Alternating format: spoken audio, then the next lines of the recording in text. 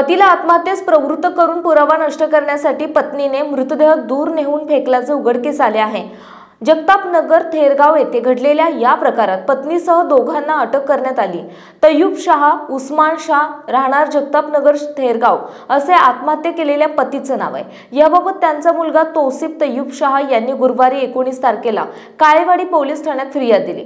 पोलिसांनी तय्यूब शाह यांची पत्नी वय 32 साहिल कैलास घाडगे वय 21 या दोघांना अटक केली आहे। तसेच एका अल्पवयीन मुलाच्या विरोधातही गुन्हा दाखल केला आहे। पोलिसांनी दिलेल्या माहितीनुसार फिर्यादी तौसिफ याच्या वडील तय्यूब शाह उस्मान शाह यांना पत्नीने आत्महत्येस प्रवृत्त केल्याने त्यांनी 14 जून रोजी रात्री 9:30 वाजताच्या सुमारास गळफास घेत आत्महत्या केली। त्यानंतर पुरावा नष्ट करण्याच्या उद्देशाने आरोपी पत्नी हिच्या सांगण्यावरून आरोपी साहिल याने अल्पवयीन मुलाला सोबत घेऊन मृतदेह मावळ तालुक्यातील दारुंब्रे या गावच्या हद्दीत फेकून दिला। काळेवाडी पोलीस अधिक तपास करीत आहेत।